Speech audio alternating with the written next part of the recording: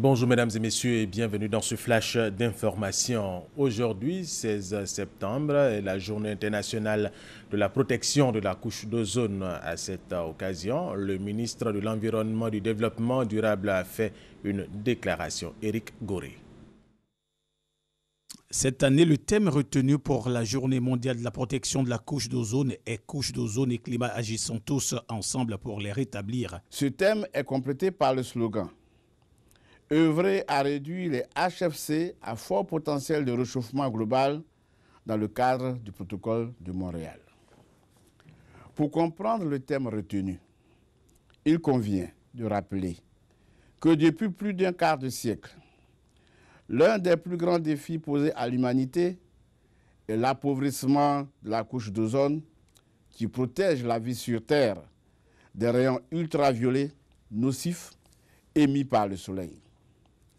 Si en plus, cette couche venait à disparaître, les rayons ultraviolets du Soleil stériliseraient la surface de la Terre, anéantissant toute vie présente et future. Les 197 pays de la communauté internationale œuvrent pour éviter à la planète Terre la catastrophe. Cette mobilisation de la communauté internationale enregistre déjà l'élimination de plus de 98% de substances qui appauvrissent la couche d'ozone. Pour ses efforts en faveur de la protection de l'environnement, la Côte d'Ivoire a été distinguée par le Programme des Nations Unies pour l'environnement en 2012 et en 2013. Le gouvernement ivoirien entend multiplier ses actions.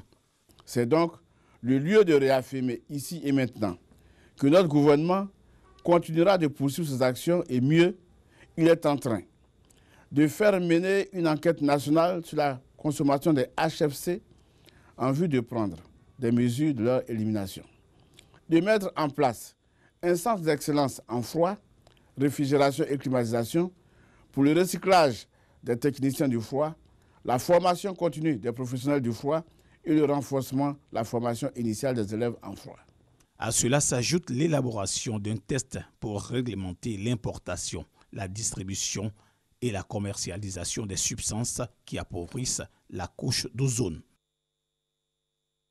Le directeur général du Trésor public était face à la presse nationale et internationale hier. Assaouré Konon Jacques a dit vouloir moderniser davantage la structure qu'il dirige pour la rendre plus performante. Il a annoncé la mise en place d'un compte unique de l'État au niveau du Trésor public pour faire face à la dette intérieure et mieux financer les structures et institutions de l'État de Côte d'Ivoire. Justement de la Côte d'Ivoire, le Zimbabwe a annoncé hier jeudi l'introduction en octobre de billets d'obligation, une monnaie qui ne dit pas son nom et indexée sur le cours du dollar afin de pallier le manque de liquidité dans le pays, embourbé dans une grave crise économique. Autre information, il y a environ 235 000 migrants en Libye prêts à partir pour l'Italie dès que l'occasion s'en présentera, selon l'émissaire de l'ONU dans ce pays, l'Allemand Martin Kobler. Pour lui, il faut renforcer la sécurité pour mettre fin aux dangers du terrorisme et de la traite des êtres humains dans ce pays. François Hollande et Angela Merkel ont appelé hier jeudi à l'Élysée par rapport au sommet des 27 qui se réunit ce vendredi à Bratislava, situé dans le sud-ouest de la Slovaquie, à adopter un agenda pour l'Union européenne, fortement ébranlé par le Brexit, la sortie de l'Angleterre et de l'Union européenne. Pour eux, il faut faire de Bratislava un sommet utile à l'Europe qui donnerait aux Européens une claire vision de leur avenir. En sport, pour terminer, le nouveau classement FIFA a été dévoilé hier jeudi par l'instance mondiale du football. Il y a eu de nombreux changements, plus particulièrement au niveau de la zone Afrique. La Côte d'Ivoire a détrôné l'Algérie et qui était à la tête du football africain depuis plus de 3 mois. Les Algériens regressent donc au tableau au profit des éléphants qui passent de la 3e à la 1re place. C'est la fin de ce flash d'information. Merci de l'avoir suivi. Thank you.